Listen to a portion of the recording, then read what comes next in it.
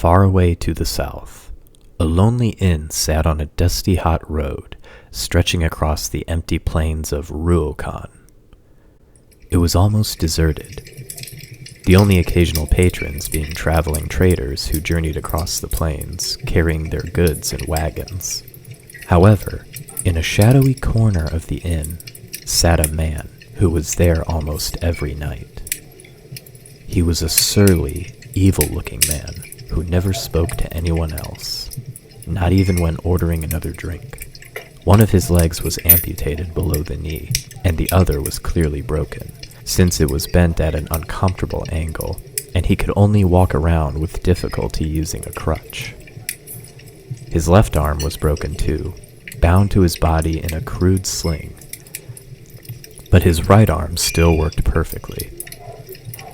This was made clear to the handful of unfortunates who had decided to start a quarrel with the man, only to find themselves being run through by a sword which had been concealed under his dirty robes. Eventually, everyone who visited the inn knew to avoid the man, and could only speculate as to who he was, or who he had been. But, on one otherwise unremarkable day, an odd-looking old man in a red robe happened to visit the inn. He had a long beard which contrasted with his pale, wrinkled skin, and his eyes appeared to have a faint yellow gleam in them. He also refused to give his name or say where he was from, but he was friendly enough and he seemed more or less harmless. Most likely a hermit who wanders around the plains, who only came by to remind himself what civilization was like. So thought the innkeeper and the other customers. But the old man had only one thing that interested him: the crippled man who sat in the corner. He approached him despite the warnings of the innkeeper. "You there? I know you," the old man said, without a trace of fear in his voice. "I've seen you before. Yes, I have.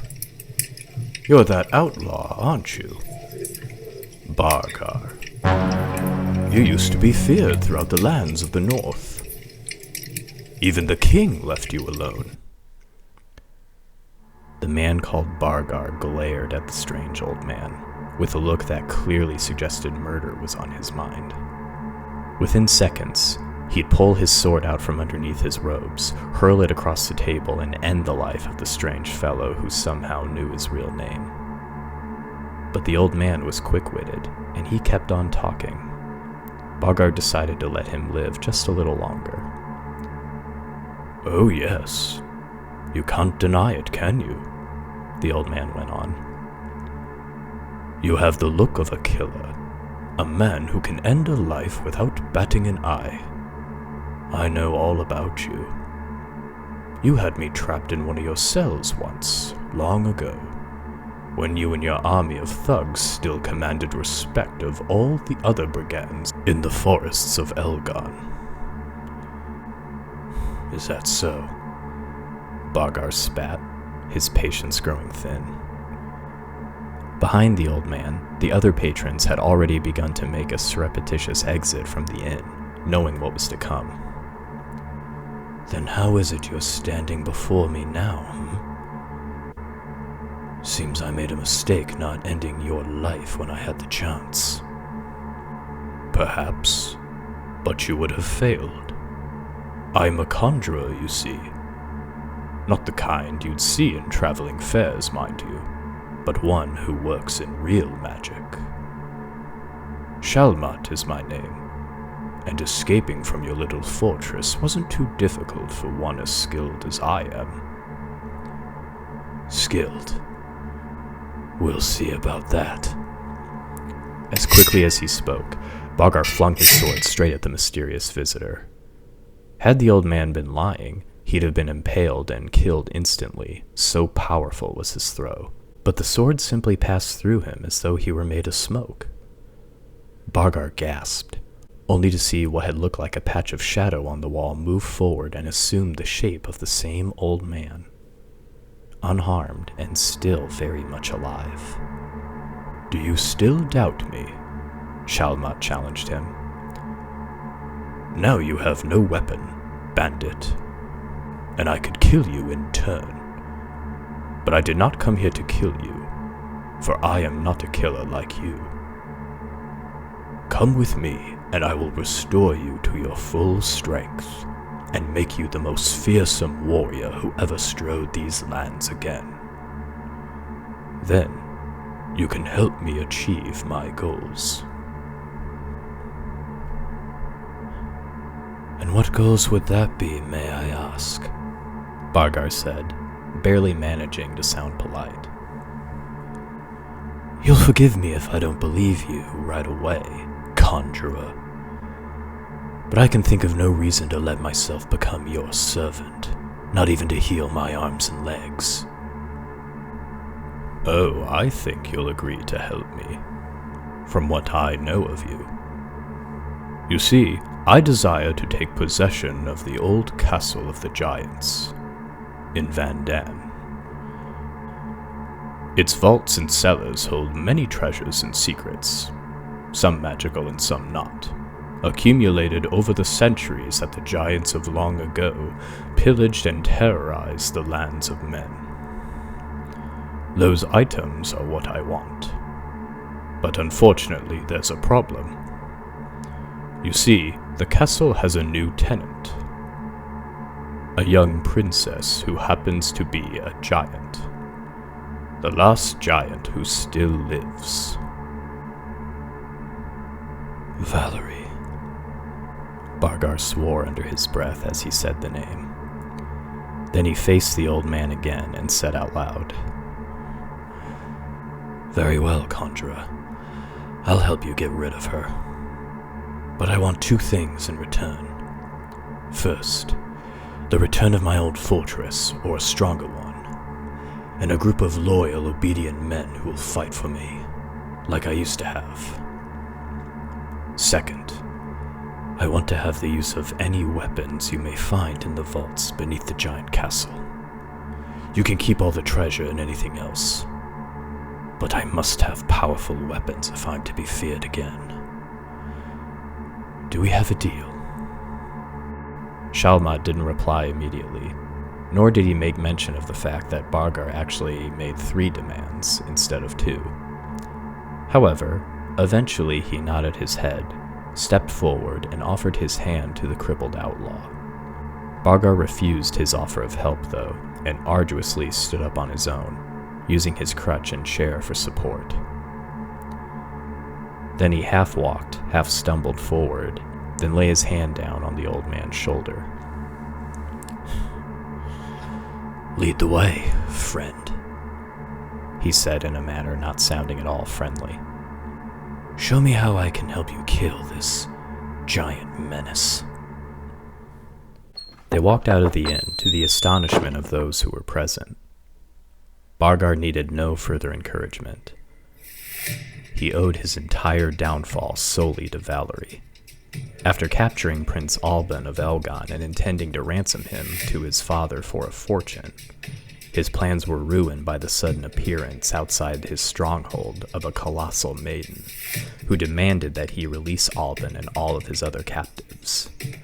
Naturally, he refused, after which she had made short work of his followers, before coming face to face with him as he stood on top of his fortress's highest turret. He could have surrendered to her then and agreed to her demands, but he had remained defiant and continued to insult her. So she had dispatched him with a flick of her finger. That was the last thing Bargar remembered before waking up and finding himself lying in a heap of branches and leaves deep in the forest, and in unbearable pain.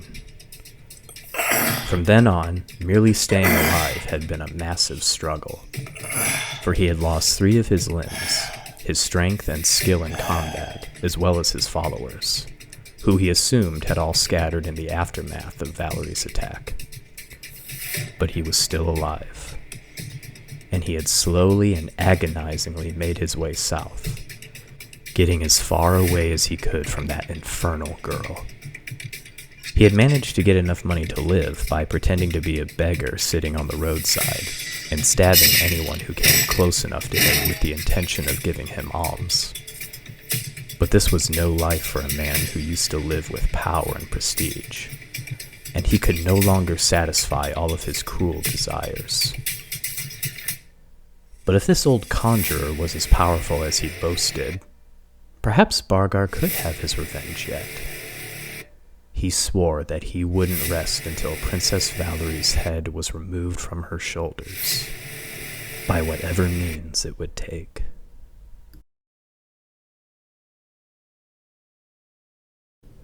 Meanwhile, everything was calm and peaceful in the town of Rismark, apart from the sound of new houses being built. Valerie herself was busy helping wherever she could, which at the moment was at the site of a new building that was going to be the town's school. She had had the idea of decorating the grounds with giant-sized flowers from the castle's garden, including roses, lilies, and tulips. These flowers were as tall as trees to the human inhabitants of Rismark, but were much more colorful and striking to behold. Valerie planted them in neat rows stretching out from the school building, which brought both shade and a dash of prettiness to the town. Clad in a plain dress and sturdy boots, the young giantess resembled a peasant girl more than she did a princess. But she knew it wouldn't be wise to come dressed in a fancy gown and ballroom slippers when she had to work like this to do. She had also struck up a friendship with a woman named Alenia, who had been a healer in her village of Troian, north of Elgon. But she had been forced to flee her home when many of the villagers had begun accusing her of using black magic in her healing processes, despite the fact that they themselves benefited from her skills. Though she was skilled in creating potions and ointments with powerful healing effects, Alenia didn't consider herself to be a full-fledged practitioner of the mystic arts. She had no desire to stay in Troian and be tried as a sorceress, which would most likely have led to her execution. So she left her home in the middle of the night and fled, first to Elgon, and then, upon hearing the rumors that were flying around concerning the giant princess, to Vandan. Now she was standing beneath a row of flowers 50 feet in height, speaking to a young woman over 3 times tall, who wanted nothing more than to know about her and the knowledge she had. In her many years of life, Alenia had never found herself in circumstances that were anything like this. There, that's the last one, Valerie said, as she flattened the soil around the rows she had just planted. If they're all well watered and looked after, these flowers should grow just as beautifully here as they do in my garden. She lay her open hand in front of Alenia and asked her to step into it, after apologizing for how dirty it was. Then she stood up to her full height, carrying the older woman carefully in her palm. Alenia had to admit to herself that the view from 150 feet above the ground was astonishing. The houses of the village, including the newly built schoolhouse, looked like little dollhouses scattered amongst the oversized flowers, which looked like an ordinary flower bed from up there. The people walking around on the ground below were barely recognizable, which made her realize just how much care Valerie always took when she was walking around in the village to avoid stepping on anyone. "It's wonderful, Your Highness," she told Valerie, who was smiling down at her. "When I first heard of this place, well, I never thought it would look like this, but I'm happy that it does." Oh, this is just the beginning. Valerie assured her confidently. More and more people will come and settle here, and Rismark will keep on growing. 20 years from now, mark my words, we'll have a city here that will rival Elgon in size. You'll barely be able to recognize it. I hope you're right, my princess. But you'll have to forgive me if I don't share your optimism. You are still young, and when you have seen as much life as I have, you'll know that there's never any good without bad creeping in. Sooner or later, there'll be problems cropping up, unfortunately. Oh, I've seen enough bad things to last me the rest of my years, believe me. What I saw during my childhood, the things my family did to humans, and what they tried to force me to do? No, I don't want to talk about that right now. Yes, of course, there will be problems in the future and many challenges to face, but I won't give up trying to create a home and a refuge here for any and all who have no one to take care of them. That's a noble ideal to have, Princess. But if you don't mind me saying so, I do wonder if you're not being too big-hearted here. Why, just yesterday, I overheard some men right here in the street outside my home talking about me. They were discussing how inappropriate it was that a woman, me, should be allowed to work as a healer, and how it would be better if a man were in position here. Well, what do you want me to do about it? Chase them out of town? Valerie said, laughing. When she saw that Alenia didn't think that it was funny, she continued. I'm not going to forbid people from living here just because their opinions are disagreeable, Alina. Now, if any of them were to come here and threaten you or demand you stop your work, like they did in Troian, then that's another matter, and you can count on me to deal with that. But when it comes to what you described, the best course of action is to teach the people how wrong they are. Once they see for themselves how skilled and competent you are, they'll quickly change their tune. Remind me to tell you about when Alban and I first met sometime. He wasn't all that different from the men you just described, believe it or not. But I taught him a thing or two. Hey, speaking of teaching, we'd best start finding suitable teachers for our new school, don't you think? Yes, Your Highness. Not that I know anyone here all that well already, but I'll look around and see if I can find. Actually, I was thinking of you. Valerie interjected. I've heard a lot of good things about you, Alina. You see, people here are already beginning to accept women in new roles other than what they're used to. And I think you'll be the ideal candidate to teach the young of Rismark about what you know. Not just healing and medicine, but about plants and animals, which I know you have a lot of knowledge of, and how the people can best make use of the natural world around us. Wow, this is a huge honor, Your Highness, Alenia answered, feeling more than a bit overwhelmed by Valerie's confidence in her abilities. But I don't know if I'm ready for such a responsibility. I mean, I never taught anyone my skills before. I don't even know if I can. That's only because you've never met anyone who's willing to listen before. And that's no longer the case, is it? You can do it, Alina. I believe that. Truly. I won't force you into such a role, though. You'll have to choose that on your own. Take a few days and think about it. There's no hurry. Our schoolhouse still needs to be completed and furnished.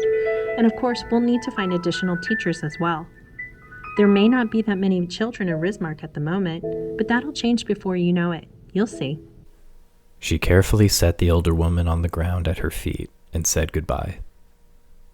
Valerie didn't share Alenia's doubts.